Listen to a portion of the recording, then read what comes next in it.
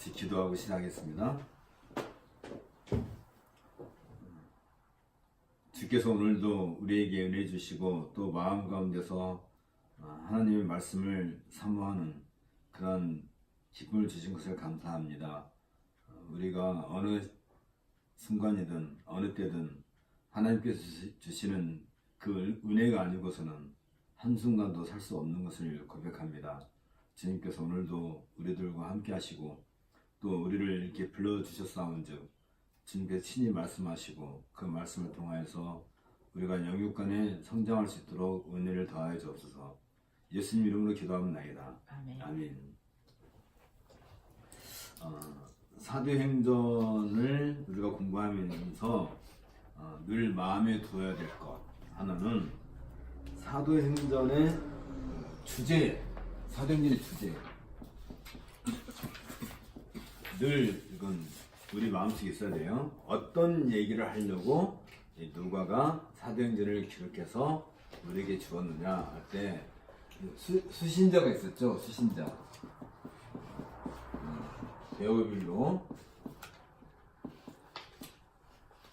데오빌로라고 하는 그 분에게 이제 누가복음하고 사도행전을 이렇게 줬는데 이분이 이 이름이 참 이게 특이한 이름이에요. 데오는 테오스 하나님이라는 말이에요. 필레오 사랑이라는 뜻이에요. 데오빌로. 그러니까 이걸 하면 하나님을 사랑하는 자라는 뜻이에요. 그러니까 사도행전은 지금 누구한테 주는 거예요? 하나님을 사랑하는 우리들에게 주는 거죠. 그러니까 우리는 하나님을 사랑하는 자인데 지금 이 상황이 어떤 상황이겠어요? 초대교회 상황. 그러니까 지금 사도 시대에 이 사도 시대의 어떤 그 특성 중에 하나가 뭐냐면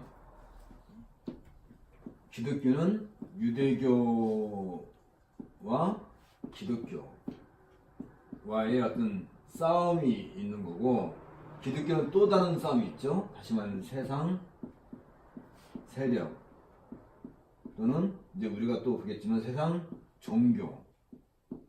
물론 세상 종교 안에 유대교도 있긴 하지만 좀 다른 점이 있죠. 유대교는 어디에서 나오냐면 구약 이스라엘 어떤 전통 이걸 이제 구약 전체를 다 말하기가 어려우니까 그냥 요걸 하나의 대표로 말할 때 모세 율법 이렇게 말을 하죠. 그러니까 유대교는 여기에 근거해서 오는 거고 세상 어떤 세력은 정치 세력이라든지 어떤 종교라든지 이건 어떤 면에서 보면 세상의 철학이라고 할 수도 있겠고 이 세상 철학을 끝까지 쭉 올라가면 어디로부터 이게 시작이 되냐면 이 세상의 어떤 세력 어떤 철학이든 뭐가 됐든 힘이든 뭐가 됐든 어떤 힘인데 이 올라가면 조상이 누구냐면 가인이에요. 가인. 그러니까 이것을 놓고 본다면 사실 요건 다 어떻게 보면 한 통속이죠. 한 통속. 그러니까 모세의 율법은 원래 여기에 포함이 되어야 되지 않지만은 또 구약 이스라엘 역사도 여기 포함되어야 되지 않지만 이것을로부터 나온 유대교는 결국은 그런 의미가 있는 거고 그래서 우리는 이걸 조금 그림을 좀 바꿔야 되겠네. 어쨌든 여기서 가져왔다 하더라도 이건 이렇게 따로 구분해야 되겠네. 그렇죠? 원래 율법은 이렇게 하라는 게 아니지. 또 구약 이스라엘도 마찬가지고. 모세 율법. 그러면 이것은 아담으로부터 결국은 아담으로부터 나온 것인데 여자의 후손 여자의 후손에 대한 역사 이야기죠. 그러니까 창세기 3장 15절부터 시작된 이야기고, 이 세상과 유대교까지 포함된 이 역사는 사실은 가인으로부터 나와요. 어디서부터 나와요? 가인이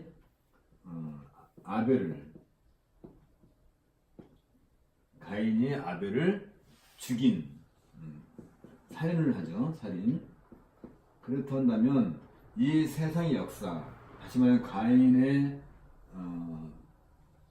가인이 아벨을 죽임으로써 시작된 그 세상의 역사나 철학이나 어떤 종교나 어떤 정치적인 세력이나 심지어 유대교까지도, 사실은 이게 다 미안한 얘기지만 사람을 살리는 게 아니라 사람을 다 죽이는 것과 깊은 연관성을 가져요. 그러니까 우리는 늘 이런 부분을 우리가 염두에 둬야 되겠지. 이 세상의 큰 특성은 어떤 사람을 살리는데 그 목적이 없어요. 다들 결국은 서로 죽이고 빼앗고, 그 가장 대표적인 이런 것의 가장 대표적인 한 특성이 노아 시대의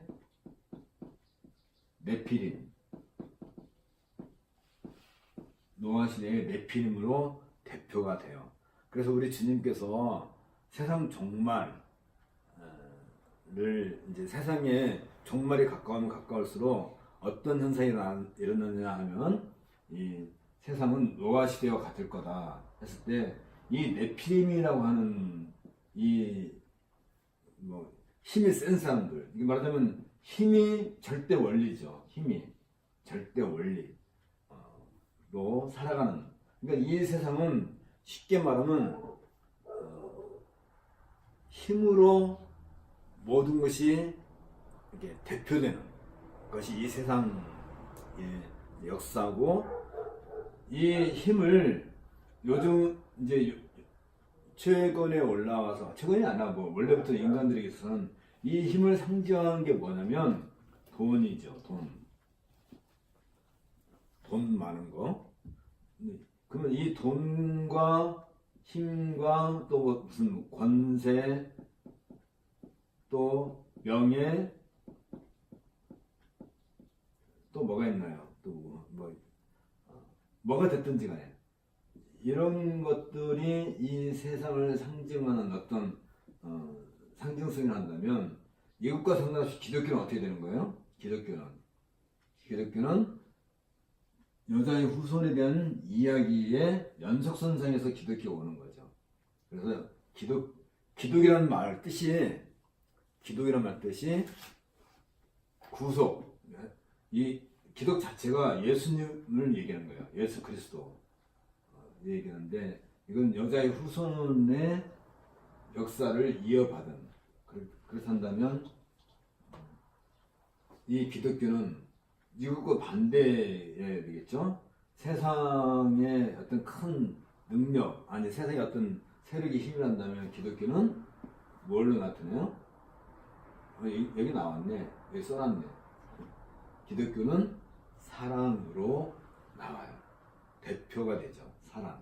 사랑은 희생, 봉사, 이런 걸 포함이 되겠죠. 그리고 이 기독교는 세상은 이걸로 끝이에요. 더 이상 이 뒤를 보장할 수 없어요. 그러나 우리 기독교는 이 사랑으로 상징화되지만, 기독교는 어떤 걸 가지고 있어요? 종말은 내세 하다. 우리는 이런 것을 가지고 있는 거죠. 이것과 세상과는 다른 점이 여기 있는 거죠. 우리는 세상의 역사로 끝나는 게 아니고, 우리가 죽고 난 뒤에 또 다음 세상이 있다. 내세. 이걸 가장 잘 보여준 얘기가 전도서에서 이 내용을 자세히 해주죠. 전도서에서 우리가 이 땅에서 별걸 다 해보고 다 누려봤는데 그게 다 이 세상으로 끝난다면 하나님이 얼마나 불우하시냐. 어떤 사람은 평생 고생만 하고 어떤 사람은 평생 이렇게 돈과 권세와 명예를 다 누리고 그럼 불공평하지 않느냐. 그래서 다음 세상에 말하자면 내세에 가서 하나님은 이 모든 것에 대해서 심판하신 분이다. 그래서 하나님은 심판을 하셔서 여기는 이제 심판이 오죠. 정말 내세에는 심판까지 하나님의 심판. 그래서 불공평하지 않게끔 하나님은 하시는 분이다. 하고 싶은 것이 바로 이제 그니 하는 것이 이제 전도서죠. 그러니까 기독교와 유대교는 단순히 이름만 달라서 기독교와 유대교가 아니라 이런 그 역사 속에서 명확하게 표현해주고 있는 큰 역사의 흐름, 다시 말하면 어떤 사상의 흐름이 그 밑바탕에 깔려 있는 거예요. 근데 우리는 지금 어디 살고 있어요? 이 세상, 마치 노아 시대에 네피림이 활개치던 그런 세상에서 우리가 살고 있어요. 거기는 뭐가 오직 힘만이 통하는 세상. 그런데 우리는 그 힘 앞에서 기독교 할 때 예수님은 그 힘에 의해서 무참하게 십자가에서 처형당하는, 말하자면 희생 당하는, 그랬다가 우리 기독교는 사랑이라고 할 때 사도행전의 수신자가 세오빌로라고 한다는 것은 상당히 그 상징성이 커요. 우리는 바로 누구냐, 우리의 존재가 누구냐 라는 부분에 있어서 사도행전이 말해주지 않지만 사실은 누가는 늘 데오빌로스, 다시 말하면 하나님을 사랑하는 사람들에 대해서 무언가를 얘기해주고 싶은 거예요. 근데 무얼로 얘기해주고 싶으면 이런 힘의 철학이 지배하고 있는 이 세상에서 우리 기독교 사랑의 희생과 봉사로 또 이 정말 소망이겠죠. 소망. 그리고 이것을 이 기독이라고 하는 것은 예수 그리스도를 믿는 그 믿음. 그러니까 믿음과 사랑과 소망을 가지고 있는 우리 기독교를 가지고 있는 우리 신자들에게 뭔가 메시지를 주는 거죠. 어떤 메시지?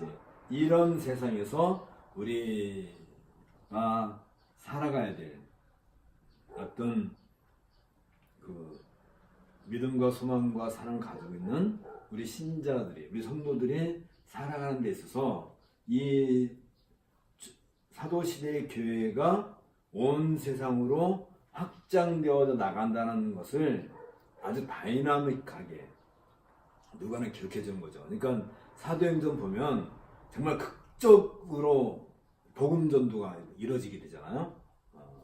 그리고 성전 미문에서 안진배가 일어난다든지, 뭐 유두고 같이 떨어져 죽었는데도 다시 살아난다든지, 뭐 그런 극적인 거. 또 바울도 루스드라에서 돌에 맞아 죽었는데 또 살아난다든지, 막 그런 것처럼 어쩌면 우리들이 이 세상에서 그런 모든 불이익, 그런 걸 당하고 어려움과 고난 가운데서 살아갈 때 이 사도행전은 우리에게 뭘 얘기하고 싶을까요? 그런다 할지라도, 오직 세상이 그런다 할지라도 사도행전 1장 8절에 얘기하는 것처럼 우리 예수님께서 하신 그 말씀이 역사의 현장에서 그대로 성취된다. 이런 걸 통해 가지고, 그러면 어떻게 이해가 되냐면 이 세상의 역사는,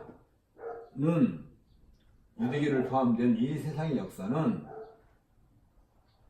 그것들이 마치 우리들에겐 적대 세력 같고 우리를 마치 업무를 하려고 그러고 우리 성도들을 아주 숨도 못 쉬게 할 것 같은데도 불구하지만 여기에 뭐가 들어가요?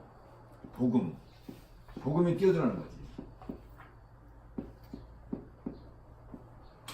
복음이 이 세상에 뛰어들어갈 때 거기에 뭐가 나타나나요? 생명. 다시 말하면 복음이라는 것은 예수는 그리스도라 그런 뜻인데 여기에서 뭐가 나와요? 새 생명. 새 생명의 역사. 마치 온 세상이 어떤 힘, 다시 말하면 돈이나 권세나 명예나 이런 것들을 뒤집박죽하고 이걸로 부정을 하고 더 큰 힘 가진 사람이 악한 사람을 잡아먹고 막 세상이 다 그런 것 같은데, 그런 곳에 이 복음이 전파될 때 거기에 뭐가 나타나냐면 죄사함의 권능. 그게 바로 성령의 권능이라고 그랬죠. 성령의 권능은 다른 사람들처럼 돈을 많이 벌게 해준다든지, 이건 세상에서 얘기하는 거지. 또는 권세를 막 누리게 해준다든지 명예를 누리게 해준다든지 그런 걸로 성령의 권능이 나타나는 게 아니고, 무엇에 성령의 권능이 나타난다고요? 다시 말하면 죄사함의 세례를 통해서 죽었던 영혼들이 다시 살아나는, 거기에서 복음의 능력, 권능이 나타날 때 우리는 이런 걸 놓고 볼 때 우리는 여기서 뭘 배울 수 있냐면, 사도행전 1차 8절에서 우리 예수님께서 너희가 성령의 권능을 받고 유대와 갈릴리와 사마리아까지 땅끝까지 이르러 내 증인이 되리라 했을 때 그 말씀이 이런 세상, 정말 우리가 말로 할 수 없는 이 얼마나 강한 세력이에요. 거기에 복음의 씨앗이 뿌려질 때에 거기에 성령의 권능이 여전히 나타난다고 한다면, 결국은 사도행전 1장 8절에서는 무슨 얘기하고 있는 거예요? 여기에 우리 주님의 말씀, 주님께서 말씀하셨단 말이죠. 이건 주님께서 친히 하신 말씀이지. 주님께서 친히 하신 그 말씀이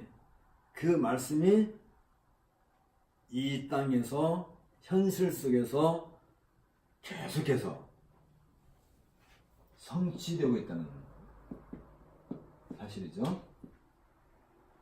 말씀이 계속해서 성취되고 있다. 다시 말하면 예수님의 그 말씀이 이 세상에서 끊임없이 땅끝까지 확장되면서 이 말씀대로 일이 되어지고 있다. 그 일을 봉사하는 게 누구예요? 성령이고, 그 성령의 도구로 쓰임받는 것이 사도들이고, 그리고 그 사도들에 의해서 설립된 것이 교회고, 그 교회 안에 우리가 있고 한다면, 우리라고 하는 이 존재 자체가 하나님, 예수님의 그 말씀이 성취되어 있는 하나의 증인이 되는 거예요. 우리 삶이, 우리 존재 자체가.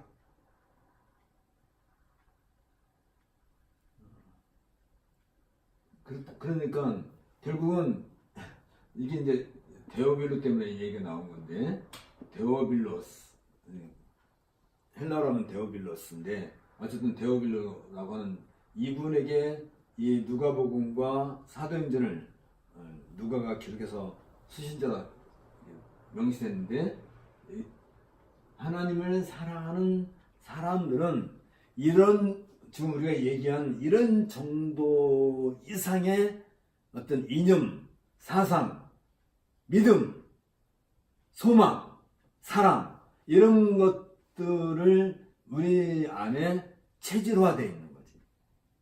우리 몸에 혈액이 흐르잖아요.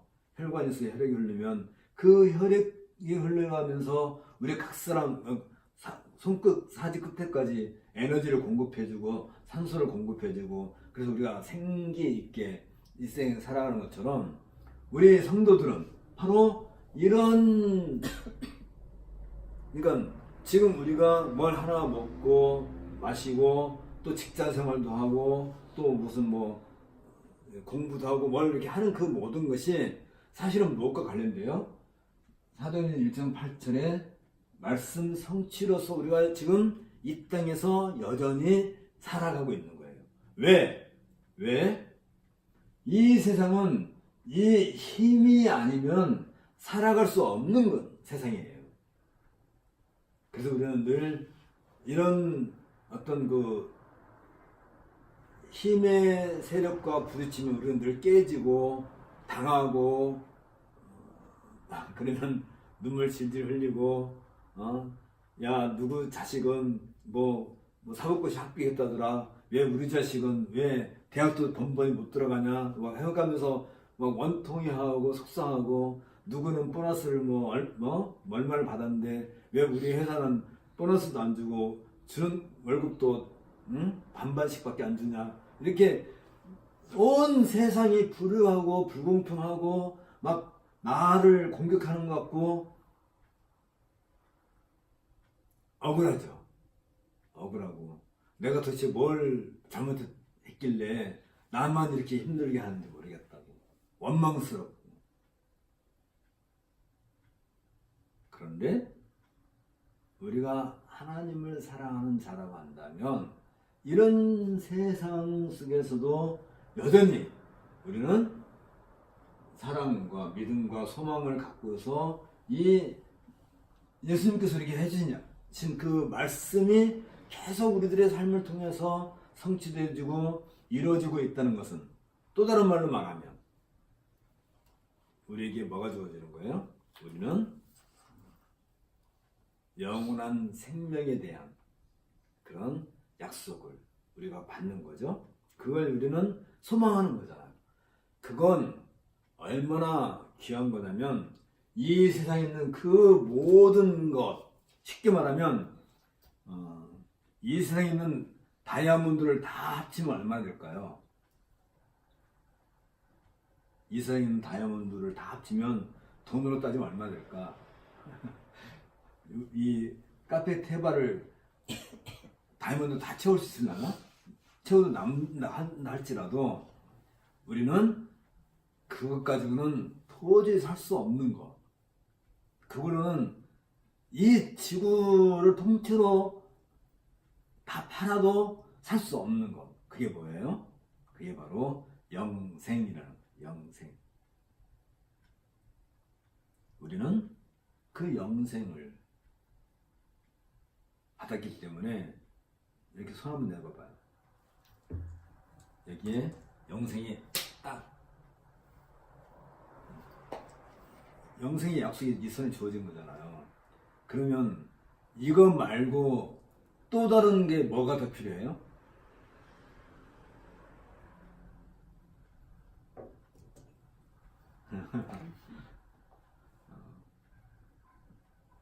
우리 안에 우리에게 이보다 더 큰 선물, 온 세상과도 바꿀 수 없을 만큼의 귀한 선물을 우리에게 주셨는데, 우리는 그건 죽고 난 뒤에 오는 어떤 거다 생각하니까 지금은 이게 의미가 없다 생각하는 거죠. 아, 그거야. 그러니까 내가 10억 줄게 하면 줘야 10억이지, 안 주면 공수표인 것처럼, 마치 영생에 대한 약속을 우리는 공수표처럼 생각하고 일상의 삶에 있어서는 이 세상 사람들과 똑같이 싸우고 이겨내려고 그러고 경쟁하고 그렇게 사는 버릇이 우리 안에 여전히 남아있다는 것 자체가, 그러면 예수님께서 십자가에서 죽으시고 부활하셨다는 그 사실이 우리한테 무슨 의미가 있겠냔 말이에요. 그러라고 예수님께서 십자가에서 죽으셨냐고. 우리도 이 세상에서 똑같이 돈과 명예와 건세를 얻기 위해서 불철주야 싸우고 투쟁하고 남을 짓밟고 이겨내고, 그래서 뭔가를 성취해서 얻어내는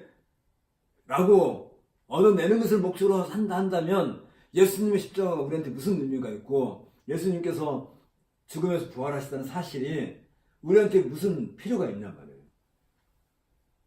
차라리 예수님께서 십자가에 죽지 마시고 뭐 부활하고 자꾸 그런 얘기 하지 말고 차라리 우리들한테 이따만한 금덩이 하나씩 주지. 그쵸? 우리 몸무게만큼의 금덩이를 하나씩 다 줘. 그러면 평생 그걸로 먹고 살면서 얼마나 편하게 교회도 다니고 뭐 하고 싶은 거 다 하잖아. 뭐 교회 뭐 만든다 그러면 뭐 서로 그 이야기가 언제 나온지 아세요? 혹시 여러분들?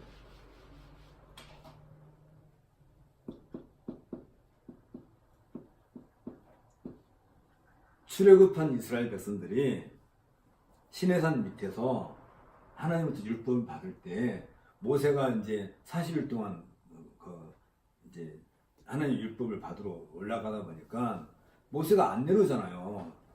하루하루 그냥 안 내려오니까 이스라엘 백성들이 어떻게 해요? 이스라엘 백성들이 산에 올라간 모세는 어쩐지 모르겠다. 그러니까 우리가 어떻게 한다고요? 우리 하나님을 만들자. 우리 하나님을 만들자. 그래서 어떻게 해요? 그러니까 아론이 사실은 그 이스라엘 백성들이 아론을 죽이려고 하니까 마지못해서 그냥 한마디 하는 거예요. 그러니까 너무 막 아론을 향해서 강하게 압박 들어오니까 아론이 하나님을 못 믿어서가 아니라 아론이 그들에게 이렇게 말하면 그 사람들은 더 이상 나한테 요구하지 않고 다 돌아갈 거다 라고 생각하는 게 뭐냐면 그러면 너희들 금을 가져와라. 금을 가져오면 그걸로 송아지를 만들자. 그래서 이게 우리의 여호와 하나님을 대신하는 걸 하자 라고 이렇게 얘기한 거예요. 사람들이 금을 가장 좋아하잖아요. 그러니까 그러면 너가 그렇게 얘기할 것 같으면 금을 갖고 와. 가져오면 우리 그렇게 하자니까 그 말을 들으면 우리는 어떻게 해요? 보통 사람 같으면 예를 들면 금반지예요? 금반지 그거 낮춰요. 진짜 주는 거야? 보통 우리는 이거 달라 그러면 정신이 이거 말이 안 되잖아. 이 사람들이 지금 막 몸에 있는 금이고 뭐고 다 빼다가 아론한테 갖다 준 거예요. 아니 아론은 전혀 상상할 수 없었던 일이 생긴 거지. 너희들이 그렇게 앞으로 이 사람들이 이제 이 광야 생활 해가지고 가는 데 가려면 앞으로 돈 쓸 일이 얼마나 많을 텐데. 근데 금을 빼갖고 오라고 그러니까 너도 나도 그냥 있는 금을 다 빼갖고 와가지고 금이 이렇게 쌓인 거란 말이지. 이건 아론은 상상도 못할 일이야. 그래가지고 아론이 이 금을 모아가지고 그걸 녹여서 만든 게 금 송아지잖아요. 그러니까 보통 사람들은 상상할 수도 없는 이 일인데 이 하나님을 섬기는 일에 있어서 어떤 이런 걸로 대신하겠다 한다면 우리는 참 뭐랄까 이게 좀 이율배반적인데 아낌없이 이런 것은 또 쏟아내기도 해. 그건 참 이해가 안 되는 부분인데 그러나 우리에게는 무슨 약속이 있어요? 영생에 대한 약속, 우리가 부활할 거라는 그 약속, 영생, 이건 관심이 없는데, 이런 거 하자면, 금이빨까지도 뺏어낸단 말이지. 응? 왜요? 눈에 보이는 어떤 일을 하는 데는 우리는 기꺼이 아낌없는 희생을 다 할 용기도 있는 사람들이야. 그런데 부활신앙, 우리가 죽고 난 뒤에 부활할 거다 라고 하는 것은 먼 미래 사건 같기도 하고 나한테 올지 안 올지도 모르겠고 오면 좋고 안 오면 말고 이런 식으로 우리가 지금 신앙생활 한다면 예수님의 십자가와 부활 사건은 우리하고 아무 상관이 없는 일이 돼요. 예수님께서 십자가에서 돌아가실 때 아버지 어찌하여 나를 버리셨나이까 라고 할 때 예수님은 그 순간 철저하게 하나님 아버지로부터 외면당하는 거예요. 외면당하는 거예요. 우리는 뭐 요즘에 무슨 왕따라는 말도 많이 쓰긴 하지만 이건 외면인 거예요. 말 그대로 외면당. 하나님으로부터 완전히 버림받은 아들이 되는 거야. 그런 고통을 통해서 우리에게 뭘 갖다 줘요? 우리에게 생명을 갖다 주고 우리를 하나님의 자녀로 삼아주시는 그 영광스러운 일을 행하셨는데, 그렇다 한다면 우리에게는 이 부활 신앙, 정말 내세 이런 부활 신앙이 우리 삶에 있어서 실질적인 능력으로 나타나야 될 것인데, 우리는 이런 금붙이 이런 일에, 이 세상의 어떤 종교적인 일에는 아낌없이 다 쏟아부으면서 믿음이 없는 소망을 잃어버린, 금송아지를 만들어서 내가 구원받는 거 아니잖아요. 금송아지를 하나님께 바쳐서 내가 부활하는 거 아니잖아요.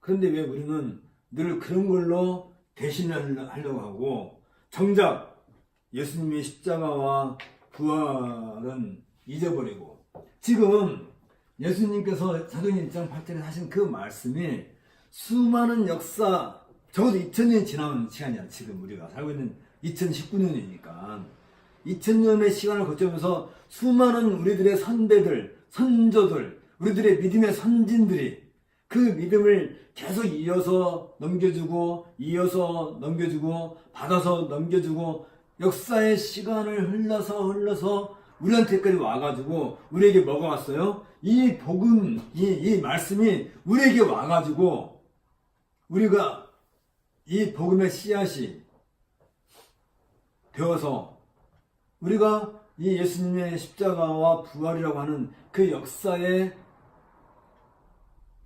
현장에 우리가 늘 이렇게 접붙임을 연결되어 있는 거란 말이죠. 쉽게 말하면 큰 저수지가 있으면, 저수지가 있으면 파이프를 타고 어디 가요? 이렇게 수돗물 만드는 데가 뭐라 그러지? 어? 뭐 이렇게 수돗물 처리해서 정수장을 통해서, 그 다음에 펌프를 통해서 라인을 타고 우리 집까지 오는 거잖아요. 그렇게 해서 우리가 수도꼭지를 열면 여기서 우리가 물을 마시는 거잖아요. 이렇게. 그러니까 이 복음의, 이 예수님의 십자가와 부활이라고 하는 이것은 쉽게 말하면 어떤 그 교회, 또 종교개혁, 이렇게 역사적 어떤 사실을 통해서 지금 우리가 다니는 교회까지 연결되고, 우리가 그래서 물을 받아 먹고 있는 거죠. 생명. 쉽게 말하면 부활의 생명이 지난 2000년의 역사를 통해서 끊임없이 파이프를 타고 여러 사람들 손을 통해서 우리에게 주어지는 이 믿음이 여기까지 와 있단 말이죠. 여기까지 우리가 와 있어요. 그리고 우리는 이걸 어떻게 해야 돼요? 이걸 나 혼자 먹고 끝내면 안 되고, 이걸 우리 자녀들에게 또 연결시켜줘야 될 거잖아요. 그래서 끊임없이 이 복음의 소식이, 기쁜 소식이, 예수님의 그 말씀이 그 시대 각 사람들의 인생에 있어서, 삶에 있어서 늘 성취가 되고 있는 거란 말이죠. 오직 성령의 권능이 너에게 임하시면 너희가 땅끝까지 이르러 내 증인이 되리라 하는 그 말씀이 계속해서 성취돼서 땅끝인 우리 현장에, 이곳에 우리가 그 증인으로 살아있는 거란 말이죠. 누가 하신 말씀이 십자가 죽으셨다가 부활하신 그분의 그 말씀이 지금 우리의 삶을 통해서도 계속해서 이어지고 있는데, 그렇다 한다면 이 세상에 이 세상에 어떤 그 질서, 악함, 흑암의 권세 가운데 있는 이 세상에서 무슨 일이 일어나는 거예요? 날마다 새롭게 살아나는, 새 생명을 얻는 그런 일들이 날마다 이루어지는 거예요. 그게 뭐냐면 아침마다 우리가 눈을 뜨고 사는 것이 바로 그거예요. 오늘 아침에 우리가 눈 뜨고 일어났죠? 그게 뭘 상징해요? 우리가 죽었다가 부활할 것이라고 하는 것을 우리한테 미리미리 이렇게 보여주는 거예요. 약속해 하나의 증거로, 확신한 걸로.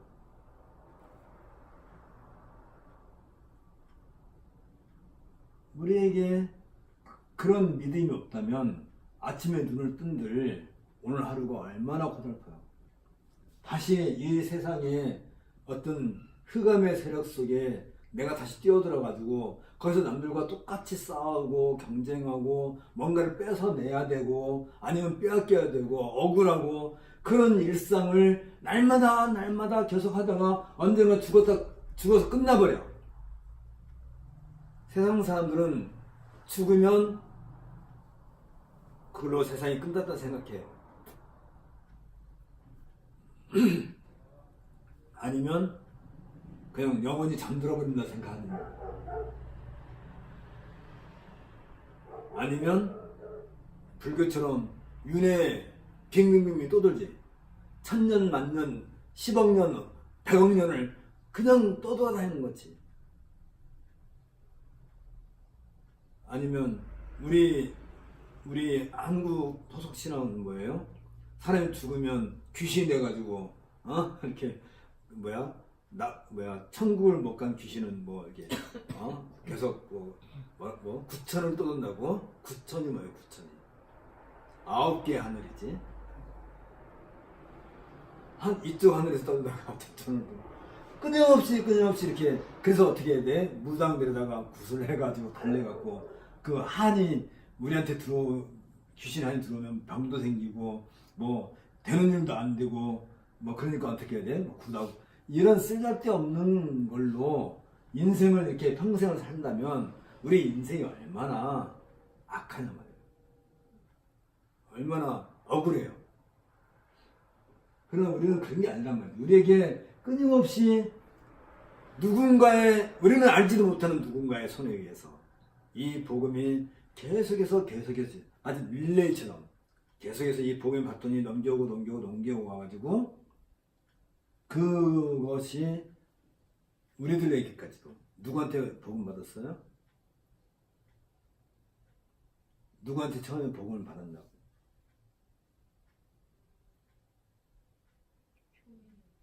그러니까 교회 처음에 자기 발로 그냥 길 찾아갔어요?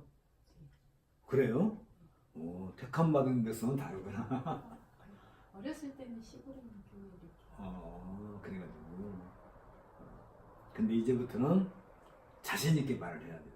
누구한테 복을 배웠어요? 누구한테? 이 복을 누구한테 배웠냐고? 송영천 목사님 배웠죠? 그러니까 어디 가서 누가 당신에게 이 귀한 복음을 전해줬습니까? 라고 물으면 자신 있게 송영천 목사님한테 배웠습니다. 라고 해야 돼요. 그래야 뿌리잖아, 뿌리. 우리가 고백하는 이 믿음의 뿌리가 도대체 근거도 없다면, 뿌리라는 게 뭐예요? 근거가 뿌리잖아. 근거도 없이, 글쎄요, 내가 어렸을 때 다녔던 교회에서 배웠을까요? 들었나요? 이렇게 하면 안 돼. 이걸 명확하게 누구한테 배웠는지, 누구한테 들었는지, 라는 것을 명확하게 내가 인식을 하고 있어야 내가 갖고 있는 이 복음의 사상이 무엇인지를 정확하게 알고 있는 거예요. 다시 말하면 이 프리저브드 콧꽂이라든지 이런 것을 이제 배울 때 누구한테 배우면 선생님한테 배우잖아요. 말로만 쌤 하지 말고 진짜로 쌤한테 배우면 나중에 누구 문화생이에요? 그러면 나 최삼남 그 선생님 문화생이에요. 이렇게 말을 해야 족보가 이루어지잖아. 복음도 족보가 있는 거야. 복음도. 족보가 있어야 양반이지. 족보가 없으면 뭐예요? 신앙도 그런 거야. 어디서 뿌리도 없고 근거도 없는 어떤 그런 종교적인 색채. 아까도 얘기했지만 유대교나 기독교나 같은 성경에서 나왔어도 전혀 다른. 유대인들은 천국을 믿나요? 부활을 믿나요? 안 믿어요. 안 믿는다고. 왜? 유대교는 예수님의 십자가와 부활 자체를 인정하지 않잖아요. 근데 무슨 부활을 여기서 나와요? 그냥 지금도 메시아가 올 거라고만, 그리스도가 올 거라고만, 소망만 갖고 있을 뿐이지. 그러니까 우리가 제1차 바울의 전도 여행에서도 우리가 그 사실을 확인해야 되는 거예요. 바울이 안디옥에서 떠나가지고 구브로와 또 더베와 또 안디옥 이렇게 해서 이고니온 또 루스드라 이렇게 다니면서 그들에게 복음을 전할 때 거기에서 무슨 현상이 나타나요? 전혀 알지 못했던 사람들이 이 바울이 전한 복음을 들을 때 거기에서 그들이 죄사함의 세례를 받고 영생을 약속받는 그런 일들이 일어나는 거란 말이죠. 그러면 그 일은 무슨 바로 사도행전 1장 8절에 이 예수님의 그 음성, 그 말이 사도 바울을 통해서 역사의 현장에서 성취되고 있는 거예요. 성취되고 있는 거예요. 그런데 세상의 그 역사의 흐름을 놓고 본다면 우리 이런 거 알아야 돼요. 우리가 복음을 받은 거, 지금 우리가 이 복음을 듣는 거 우연히 복음을 받은 게 아니에요. 그냥 무슨 어떻게 지나가다가 어떻게 하나 땅에 떨어진 거 주워 온 게 아니라, 자,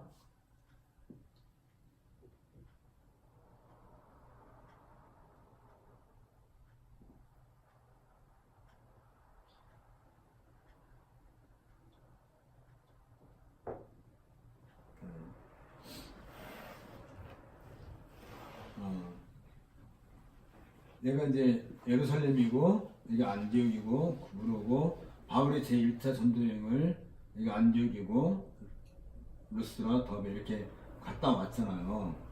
내가 좀 요즘 말로는 터키야 이거 터키. 그러면 예루살렘에 시작된 그 복음이 안디옥에 가서 안디옥에서 바울을 통해서 이렇게 해서 복음이 여기에 뿌려지게 돼요. 여기가 뭐라고요? 여기가 갈라디아 지방이라고 그랬죠? 갈라디아. 나중에 이 복음을 받은 사람들이 나중에 이 사람들이 다 확장이 돼요. 그래서 얘가 이제 유럽이야. 얘가 흑해니까 얘가 동유럽이지. 동유럽. 이쪽으로 이 사람들이 흩어졌다가 이 사람들이 나중에 다시 이쪽 서유럽 왜 와가지고 이 서유럽에 와가지고 이 후손들이 여기서 16세기에 종교 개혁을 이루어지게 돼요. 이게 16세기지. 그리고 이것이 나중에 영국의 장로교를 만들고 이들이 이쪽 아메리카 이쪽이 아메리카가 있죠. 아메리카로 넘어와가지고 이 아메리카 선교사들이 아시아로 와가지고 이 아시아에 있는 한국에 또 복음이 뿌려지게 되는 거란 말이죠.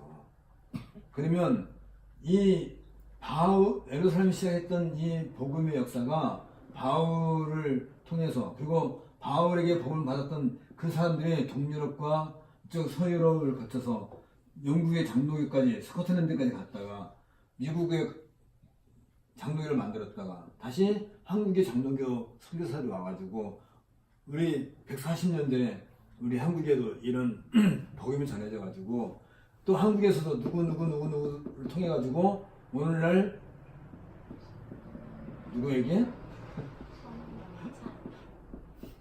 누구에게인가 나도 이 앞에 누군가에게서 복음을 받았어요. 근데 나는 그분을 알아요. 알지만 여기서 말하지 않는 것 뿐이지. 나도 누구한테 복음 받는 나도 누구한테 복음 받았다고 말할 수 있어요. 근데 그분은 이미 돌아가셨기 때문에 어쨌든 그래서 이렇게 복음이 또 전해지는 그러면 내가 받은 이 복음은 어디서부터 시작된 거예요?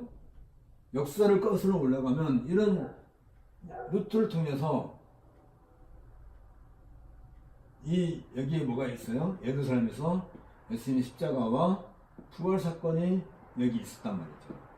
이게 우연히 내가 그냥 길 가다가 주워 들은 게 아니라 이런 긴 역사의 흐름 속에서 우리에게 복음이 전해지는 것에 있어서 바울의 그 제1차 전도 여행은 이 1차 전도 여행은 지금 우리들에게 이 복음이 전해지기 위한 첫 번째 발걸음이었단 말이지. 그러면 벌써 2000년 전에 바울이 이 1차 전도여행을 다녀왔을 때 그때 우리는 어디 있는지 모르지. 아직 태어나지도 않았으니까. 그러나 그 발걸음이 이런 역사의 흐름을 통해서 20세기에 우리들에게까지 복음이 전해져서 지금 우리가 예수를 알고 복음을 알게 된 거란 말이죠. 우연히 온 게 하나도 없어요. 그 뿌리가 있는 거란 말이지. 그런데 무슨 영화를 더 보겠다고. 응?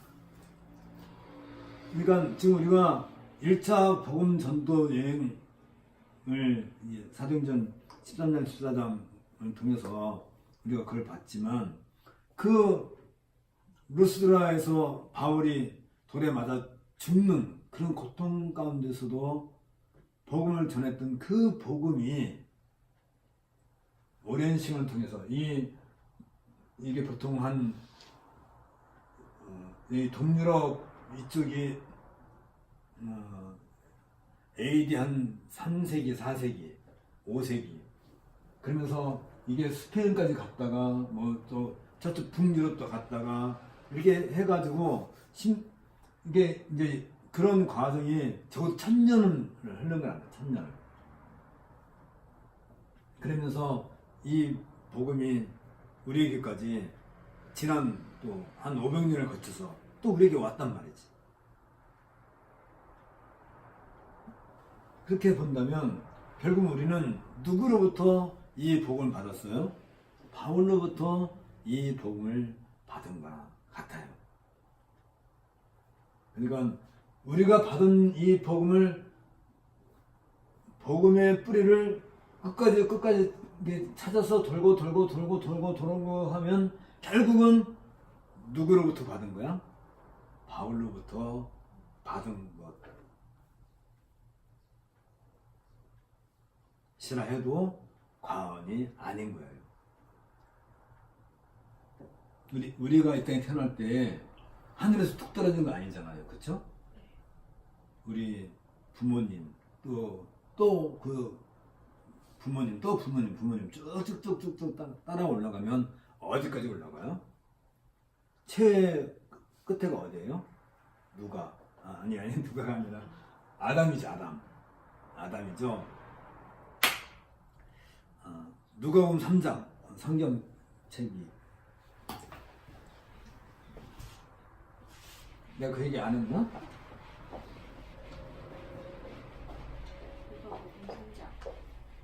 거기에 예수님의 족보가 나오죠. 예수님 족보는 마태복음. 응? 마가복음. 마가복음 3장이고.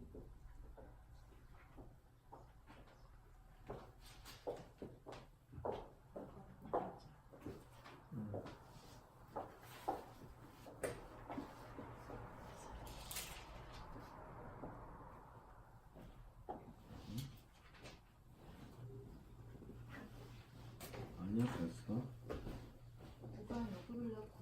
그거 말하는 거. 어. 그게 마태복음. 마태복음에 족보가 있고, 아니야. 그거는 마태복음.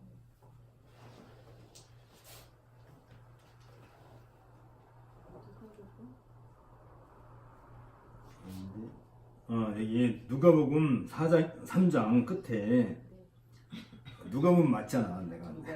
누가복음 3장 끝에, 아담, 우리 조상을 끝까지 찾아 올라가면 누구까지 올라가요? 그 위는 아담이요 그 위는 하나님이시다. 아담. 그 이유가 하나님. 하나님이시단 말이야. 그럼 아담을 통해서 쭉쭉 와가지고 내가 여기 태어났잖아요, 역사성에. 근데 누가는 무슨 얘기 하는 거예요, 지금? 누가는 인류의 조상을 따라하는 거 아담인데 그 위엔 누구라고요? 그래서 결국은 내가 누구의 자손이에요? 그 얘기 하려고 했던 거야. 그러니까 나라고 하는 사람이 태어나는 그 자체가 하나님으로부터 시작된 거예요. 그렇죠? 그러니까 우리가 지금 이게 복음을 받았다는 이 자체가 사실 바울이겠지만 우리는 이 복음을 바울을 통해서 배웠지만 결국은 따져놓고 보면 하나님으로부터 나오는 거지. 이 모든 것이 자체가 다. 그러겠죠? 그게 아까도 얘기한 것처럼 그래서 우리는 하나님을 사랑할 이유가 있는 거지. 하나님으로부터 우리는 사랑을 받은 사람이지. 어떻게 보면 하나님의 사랑을 받은 사람. 다시 말하면 뜻이 뭐라고요? 데오빌로. 하나님의 사랑. 이런 뜻. 하나님. 데오는 하나님이고 빌로는 사랑이야. 하나님의 사랑. 이 얘기 하나 하는데 이게 1시간이 걸렸어. 어떻게? 그러니까 이 데오빌로 안에 우리가 있는 거예요. 누가는 이 이야기를 우리한테 해주면서 우리의 이 믿음이라고 하는 것이 하나님의 큰 역사 속에서 끊임없이 이 세상에서 계속 성취되는 그 결정체가 바로 우리라고 하는 것을 보여주는 거예요. 그렇다 한다면 우리의 이 믿음이라고 하는 것이, 이 소망이라고 하는 것이, 부활에 대한 어떤 그 믿음, 소망이라고 하는 것이 이게 뿌리 없이 그냥 주어진 것이 아니고 우리는 이 사실만 갖고도, 여기에 우리가 부름을 받고 있다는 사실만 갖고도 더 이상 우리 손에 금덩어리를 손에 쥐겠다고 이 땅에서 그렇게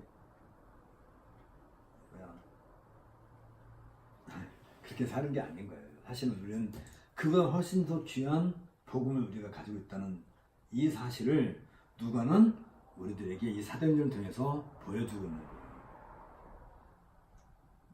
이해가 가죠? 그래서 어쨌든 그 제1차 전도여행을 마치고 그 얘기 하려고 하다 보니까 제가 이 얘기 길어졌네. 제1차 전도여행, 아까 우리가 지도에서 본 것처럼 마치고 다시 또 그래야 되네.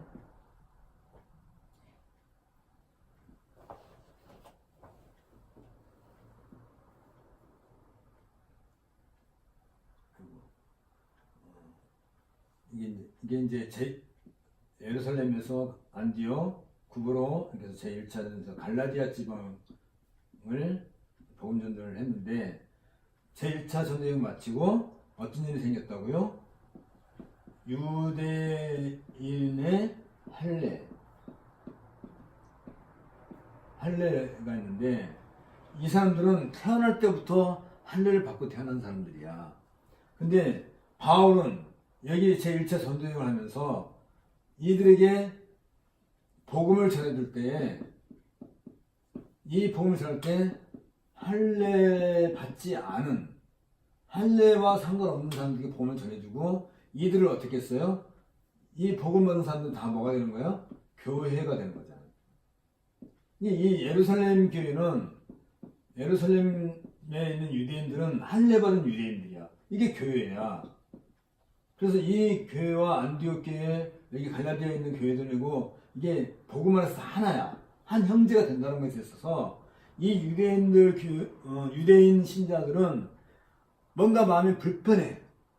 아니, 할례를 받아야 되는데 왜 바울은 할례를 안 하고 우리 교회를 다 받은 것에 대해서 어떤 면에서 마음에 불편한 게 왜 있었냐면 그 당시 예루살렘에서는 이 할례 받지 않은 이방인들과 같이 밥 먹고 같이 이렇게 생활하는 것을 되게 했단 말이죠. 그런 것들에 대해서.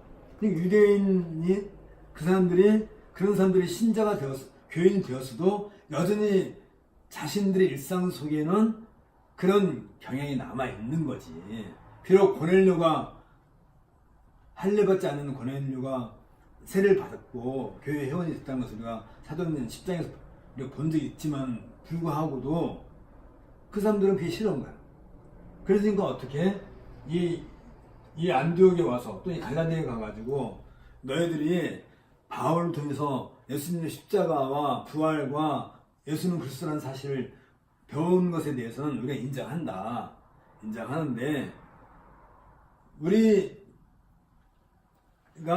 예루살렘에 있는 이 교회가 원조를 한다면 너희들도 원조, 뭐 어디 골목 가면 뭐 원조 위에 또 원조 한 것처럼 너희들도 우리처럼 이 원조에 가입을 하라. 쉽게 말하면 그러려면 어떻게 하라는 거예요? 할례를 받으라는 거예요. 그래서 바울과 이 안디옥 교회에서는 이 문제 때문에, 그리고 갈라디아서도 바로 그 얘기 때문에 갈라디아 썼다고 그랬죠? 기억나죠? 그래서 예루살렘 공의회가 시작된, 예루살렘 공의회에서 어떤 결정을 내렸어요? 더 이상 할례 갖고는 문제 삼지 말자. 단지 이 시대가 어느 시대라고 했죠? 아직 유대교회, 그 유대인들이 삶의 터전을 하는 성전이 아직 있었다. 언제까지? AD 70년까지. 그러니까 성전이 없어져야 이런 모든 것이 다 없어지는 것이니까 성전에 가서 할례를 받았어요. 항상 그 사람들은. 그러니까 지금 예수님이 오셔서 새로운 시대가 시작되고 이게 이제 교회가 시작되는 시대인데, 이게 우리는 새하늘과 새 땅을 향해서 나아가는 거잖아요. 여기는 성전이 종말이잖아 이미. 그러니까 이 기간 동안, 이 잠정적인 이 기간 동안에는 할례를 받는 사람도 있는 거지만, 그러니까 이방인들이 교회 들어올 때 할례를 안 받아도 되지만 우리처럼 우리는 음식도 가려서 먹어야 되고 절기도 지켜야 되니까 너희들도 웬만하면 우리를 좀 이해하고 너희들도 좀 그런 것은 좀 감안해달라 하는 내용의 예루살렘의 교회의 어떤 결정사항을 이제 바울과 바나바와 그다음에 바사바와 또 신라에게, 신라는 이제 신라라고 하는 분은 이 예루살렘 교회의 대표로서 이방인들에게 사신으로 보내게 되는 거죠. 그게 제2차 전도여행이에요. 그런데 이제 바나바와 바울이 1차 전도여행을 했기 때문에 이렇게 했으니까 이 순서로 가서 이 교회들에게 더 이상 할례를 받지 않아도 된다는 것을 전하려고 했는데, 바나바와 바울 사이에 마가 때문에, 마가가 여기까지 같이 갔다 돌아와 버렸잖아요.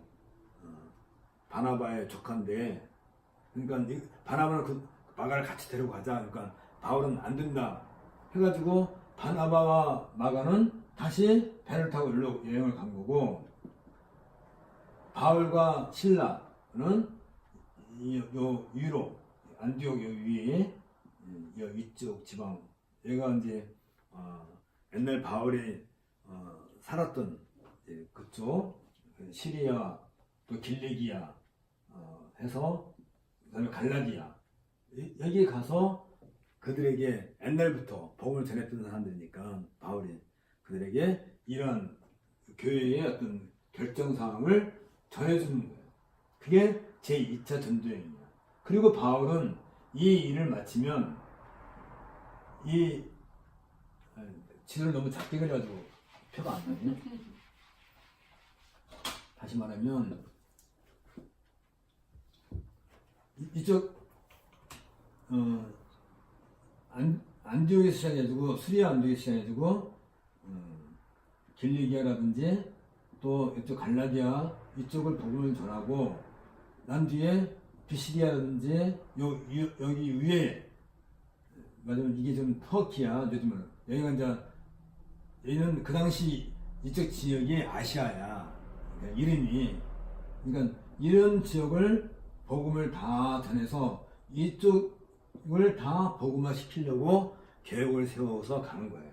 그래서 전에 복음을 전했던 사람들에게 이 예루살렘 교회에 있었던 그 결정사항, 교회의 결정사항을 전하고 여기 가서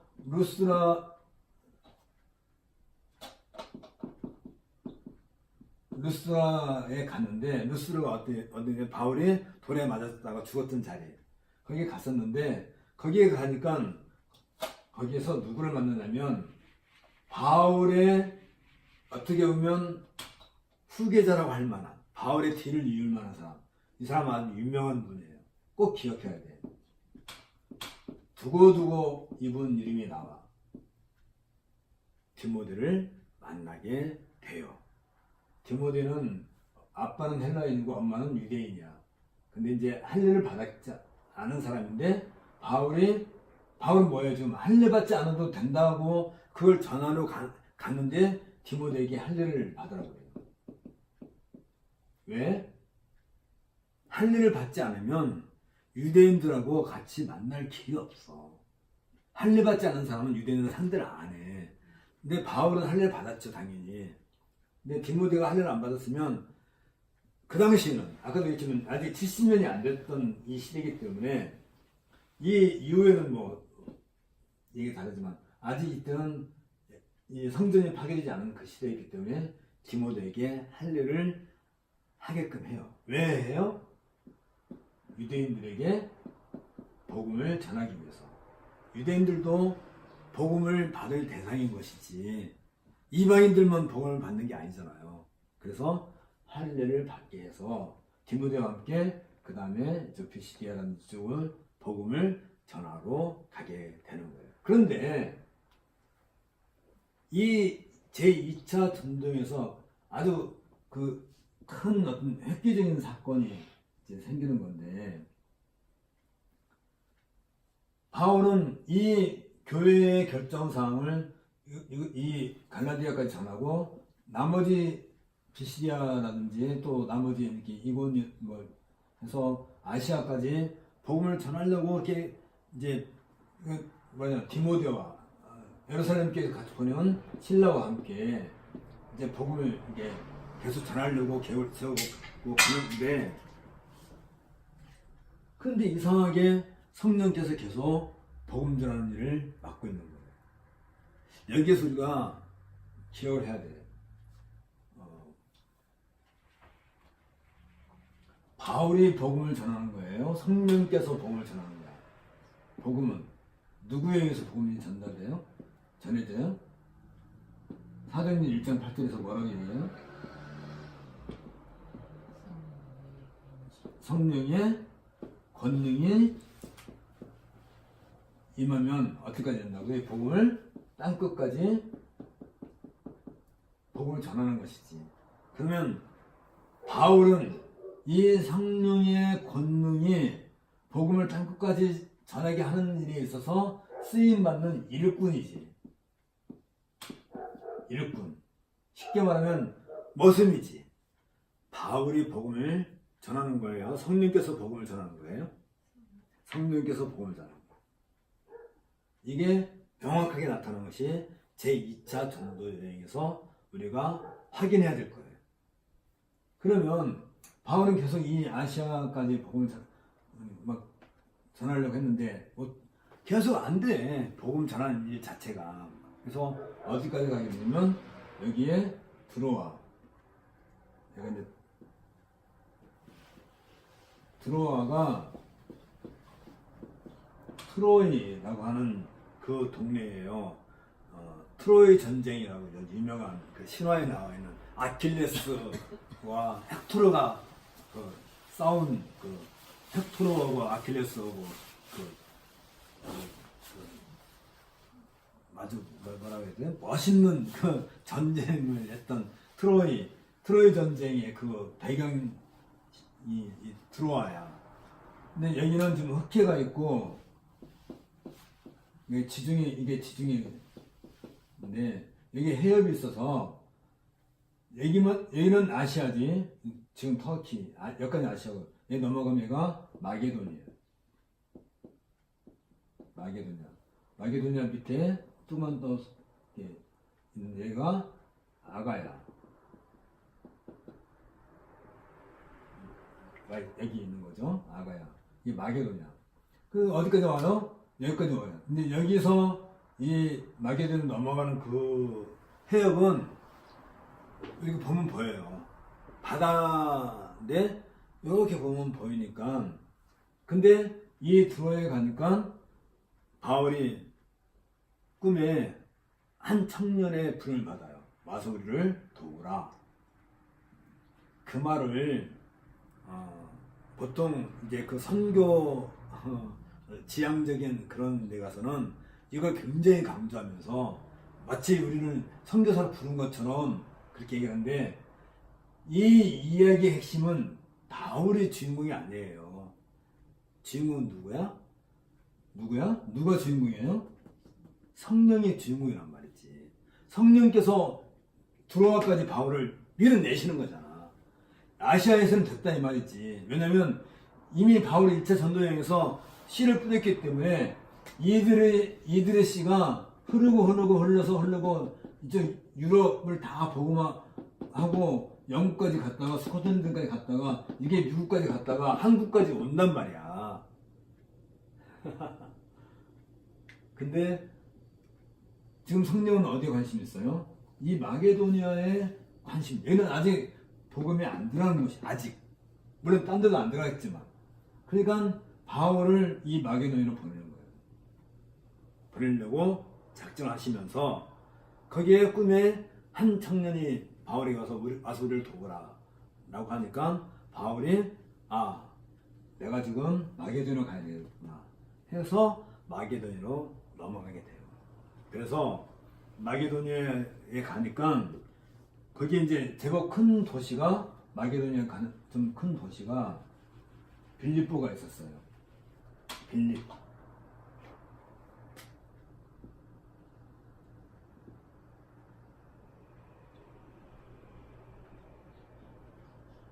이제 빌립보 이제 이 성으로 가게 돼요. 근데 이 빌립보는 상당히 가난한 도시야. 그리고 여기는 유대인들이 살지 않은 곳이에요.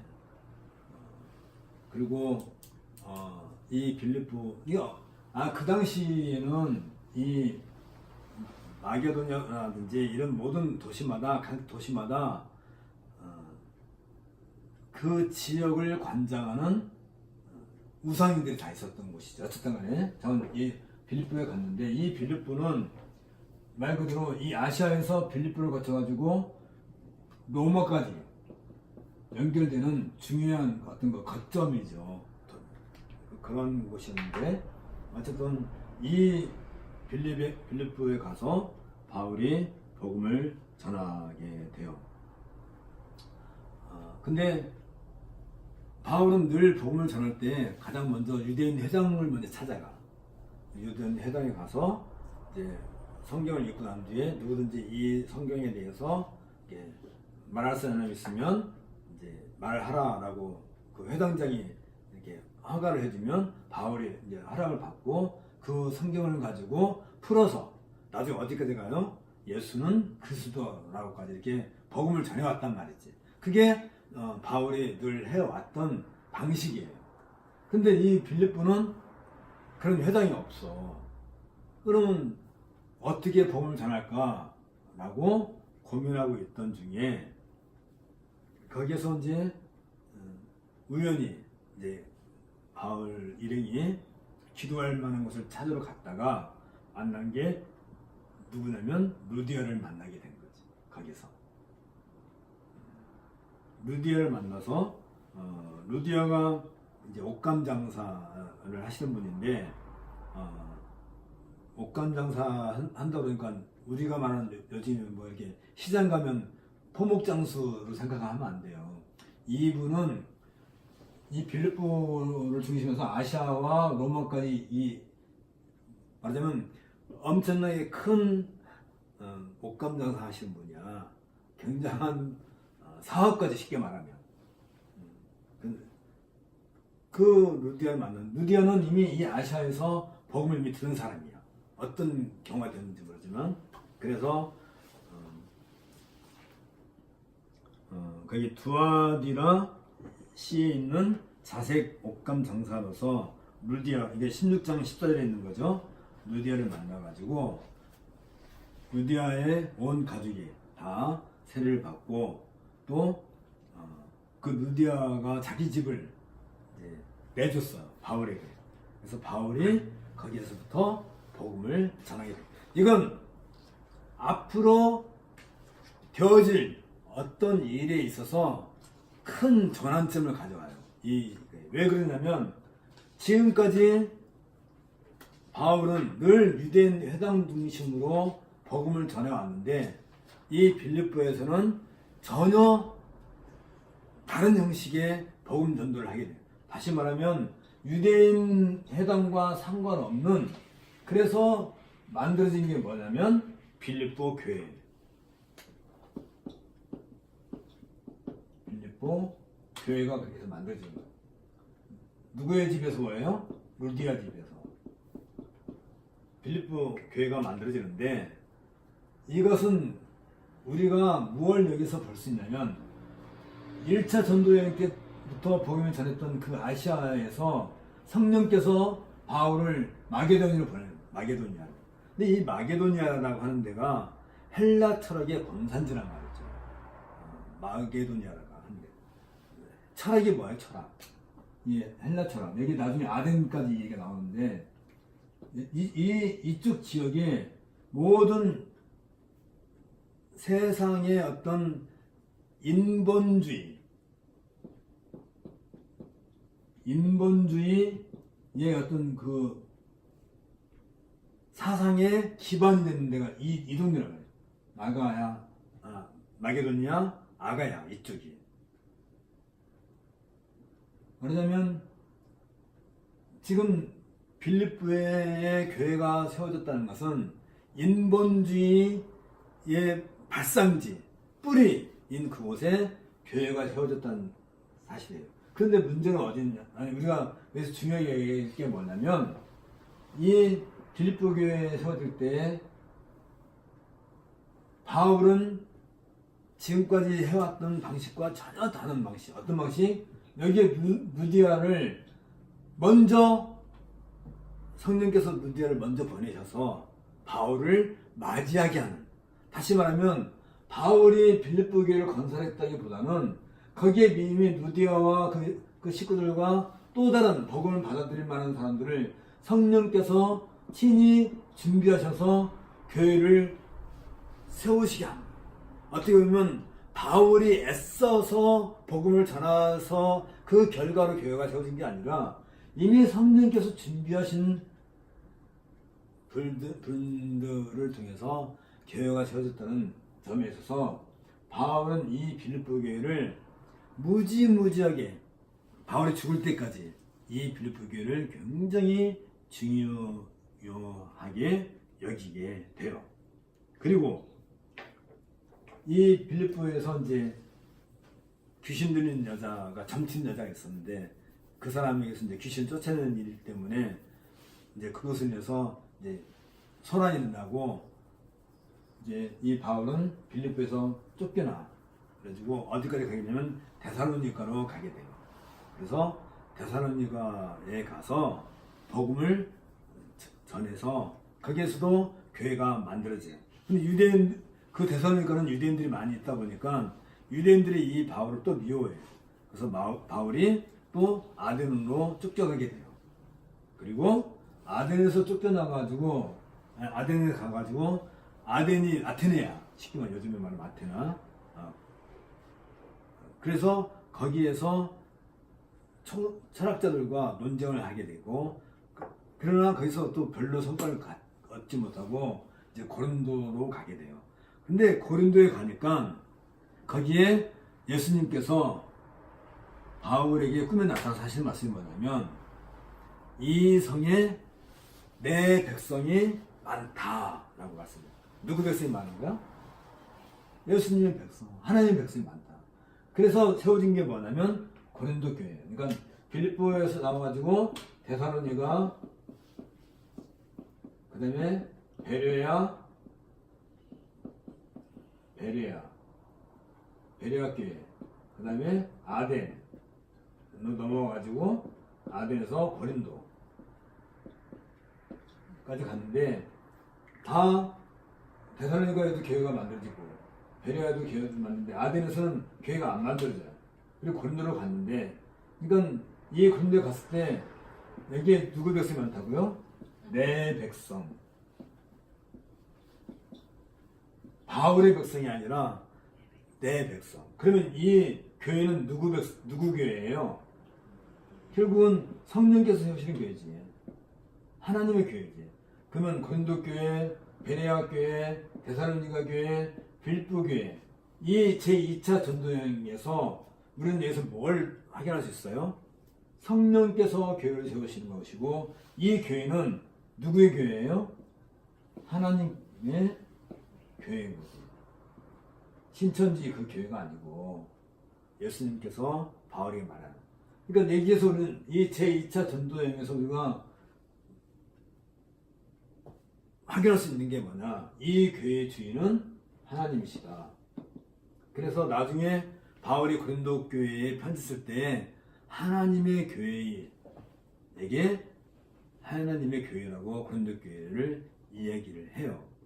자, 그런데 여기서 우리가 특이하게 생각할 것은 빌립보 교회는 정말 성령께서 친히 예비하신 누디아를 통해서 빌립보 교회를 만들게 하셨고, 데살로니가 교회에서 바울이 이 데살로니가가 뭐가 있냐면, 이 데살로니가라는 동네는 특이하게 메시아 사상을 가지고 있는 그런 동네였었어요. 부활에 대한 어떤 개념, 다른 도시에는 이런 게 없었는데, 그러니까 바울은 이 데살로니가 교회에서 주로 부활에 대해서 또 재림에 대해서 가르치게 있었는데, 거기에 있는 유대인들이 아주 심하게 바울을 이렇게 학대하니까 바울이 이 데살로니가 교인들을 놓고 베레아로 갈 수밖에 없었단 말이죠. 그러니까 바울의 마음속에는 내가 언제든지 다시 기회가 되면 이 데살로니가로 와서 이들에게 나머지 복음을 전해야 되겠다라고 이제 계획을 했을 거예요. 그런데 그 일이 성취가 안 돼요. 그리고 아덴을 거쳐서 고린도까지 가게 됐는데, 마침 데살로니가 온 디모데를 통해서 이 소식을 듣고 나니까, 그 당시 이 데살로니가 교인들이 바울에 대해서 복음을 듣긴 들었지만, 특히 이 부활과 재림에 대한 얘기를 듣긴 들었지만 끝까지 다 못 배운 상태라서 오해가 있었단 말이지. 그 오해를 풀어준 것이 데살로니가 전서 후서가 돼요. 데살로니가 전서 후서를 써서 보내가지고 그들에게 부활에 대한 의미를 확실하게 보여주는 것이 데살로니가 전서와 후서가 될 거예요. 제1차 전도여행 때는 뭘 했냐면 갈라디아서를 통해서 이심칭의라는 것을 바울은 보여줬죠. 그렇죠? 그리고 이제 제2차 전도여행 때는 데살로니가 전서를 통해서 부활과 재림에 대해서 보여줘요. 자, 이게 절대 우연이 아니고, 왜 성령께서 데살로니가 그 교회 세울 때 충분히 충분히 바울로 하여금 부활과 재림에 대해서 설명하게 했었다 한다면 데살로니가 전후서를 쓰지 않아도 됐을 텐데 갑자기 유대인들을 등장해가지고 바울을 쫓아내버린단 말이에요. 데살로니가에서. 그러니까 바울이 늘 그것 때문에 마음에 짐이 있었다가 나중에 데살로니가 교인들한테 왜 문제가 생기냐면 어떤 메시아 사상을 가지고 있는 메시아닉 세오리를 가지고 있는 그 데살로니가 사람들이 바울의 그 가르침을 오해를 해가지고 일부 어떤 사람들은 메시아가 왔다. 그러니까 우리는 이제부터는 어떻게 하겠다고 내 마음대로 살겠다. 그런 사람도 있고 어떤 사람들은 메시아가 곧 올 거니까 그때까지 우리 금식하고 살자는 사람도 있었고 그런 문제가 생겨요. 그래서 그 문제를 다룬 것이 다시 한번 갈라디아에서는 이신층 믿음으로 어떤 믿음? 어떤 믿음? 예수님의 십자가와 부활. 다시 말하면 예수는 그리스도라는 이 믿음을 하는데 데살로니가 전서, 후서에서는 전서는 주로 부활에 대한 부활 사상에 대한 내용을 다루고 데살로니가 후서에서는 재림에 대한 얘기를 주로 다루고 있어요. 부활에 대한 잘못된, 그다음에 재림에 대한 잘못된 생각. 근데 여기서 바울은 아주 특이한 얘기를 하나 해줘요. 예수님의 재림 직전에 적 그리스도가 등장한다는 것을 보여줘요. 그럼으로써 이 예수님의 우리의 어떤 부활과 재림은 쉽게 말하면 이건 정말과 관련된 거잖아요. 그래서 이 정말론은 어디서 시작된 거예요? 이신층에서부터 시작해서 이 결과를 가져오게 되는 거예요. 그러니까 이런 성경을 기록하는 것조차도 바울이 어떤 필요에 따라 기록했지만 사실은 눈에 보이지 않는 이 일을 누가 하고 계시는 거예요? 성령께서 하시는 거야. 순서도 그래. 왜 갈라디아가 먼저일까? 참 믿음에 대한 어떤 것을 하고 난 뒤에 부활, 이 믿음은 어디에서 완성돼요? 이신층의 믿음은 우리의 부활로 완성되는 거야. 우리의 부활로. 부활 없는 이신층은 그건 이신층의가 아니고 믿음도 아니고 소망도 아니고 사랑도 아니고 아무것도 아닌 거예요. 그게 뭐야? 세상 학문이야. 이 세상 학문에서 부활을 얘기해 준다고요. 세상의 돈이 우리한테 부활을 약속해 주냐고. 세상의 명예나 권세가 우리한테 부활을 보증해 주냔 말이죠. 안 해주잖아. 이 믿음만이, 이 복음만이 우리에게 부활을 약속해 주는 것이고 그 부활에 대해서 오해하지 말라고 재림 전에는 적 그리스도가 나타날 것이다. 이 얘기는 또 나중에 할 거고. 그래서 이 믿음으로 시작된 이 이신층의 복음은 최종적으로 어디서 완성돼요? 종말에서. 이게 구원론적 종말 사상. 한마디로 말합니다. 우리의 믿음은, 우리의 이신층의 이 믿음은 구원론적 종말에 대한 믿음을 포함하고 있는 거죠. 다시 말하면 예수는 그리스도라고 믿는 이 믿음은 이 예수님의 부활과 재림과 관련해서 바울은 뭐라고 얘기하냐면 그리스도 예수의 오심, 파루시아와 연결돼요. 그러니까 예수를 그리스도로 믿는 그 복음으로 말미암아 우리가 의롭다함을 받은 신자들, 성도들을 한다면 이 성도들은 어디에서 이 구원이 완성돼요? 구원론적 종말론. 이 구원 종말을 바라보는데 이것은 뭐냐면 그리스도 예수이신 이 그리스도 예수는 하늘로 올리우심을 받아서 하나님의 우편에 계신 그분을 얘기할 때는 바울은 그리스도 예수라고 기록을 해요. 오케이? 우리의 믿음은 이 그리스도 예수님께서 다시 오시는 것까지 믿는 그 믿음이어야 이게 참 믿음이라는 것을 여기서 우리는 볼 수가 있어요. 이게 제2차 전도 여행을 통해서 우리에게 가르쳐 주시는. 그리고 이제 바울은 다시 예루살렘 교회를 통해서 안디옥으로 돌아간 것이 이제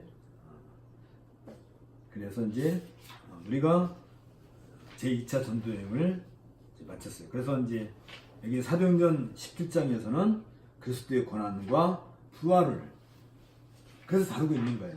이유 알겠죠? 오늘 우리가 주로 부활에 대한 얘기를 많이 했는데 그래서 18장까지 넘어가게 되고 이제 18장에는 우리가 아직 다루지 않은 내용도 있으니까 우리가 다음 시간에 18장부터 이렇게 그러니까 16장, 17장을 통해서 우리는 그리스도의 십자가와 부활 떠나서는 우리에게는 아무 의미가 없고 그 그리스도의 십자가와 부활은 어디에서 완성된다고요? 구원적 종말 말하자면